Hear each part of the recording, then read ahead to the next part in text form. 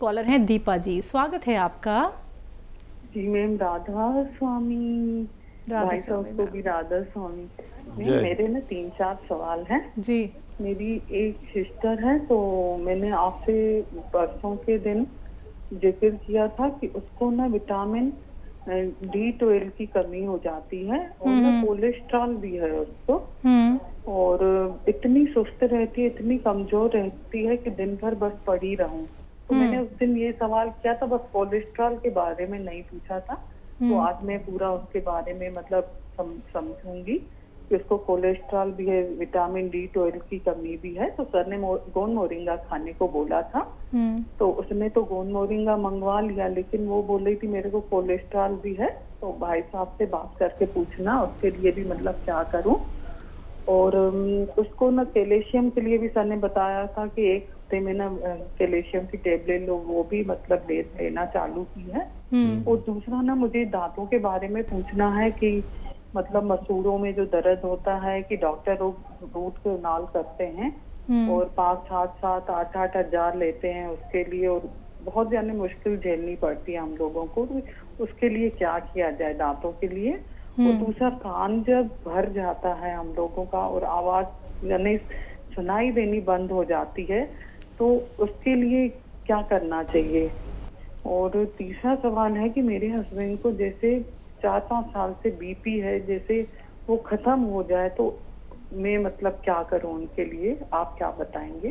क्या ठीक है। करूं, मेरा ये सवाल। देखिए, ब्लड प्रेशर एक ऐसा मसला है जिसको ख़त्म होना ही चाहिए। और ब्लड प्रेशर को कंट्रोल लाने के लिए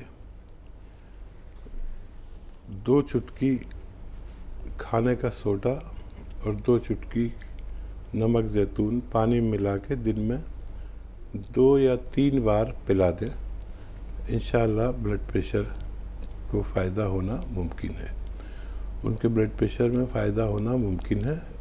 और ज़रूरत पड़े तो वो दवाएं जारी रखें उनके ब्लड प्रेशर की, जब तक कंट्रोल ना आने लगे जब तक दवाएं भी जारी रखें। ये ब्लड प्रेशर ज़्यादातर कोलेस्ट्रॉल की वजह से बढ़ता है, और इस ब्लड प्रेशर को कंट्रोल करने के लिए कोलेस्ट्रॉल को कंट्रोल करना पड़ता है और दिल की रगों को साफ़ करना पड़ता है। और जहाँ जिस जिस्म में जहाँ जहाँ कोलेस्ट्रॉल ज़्यादा है, ये नुस्खा उसको कम करता है।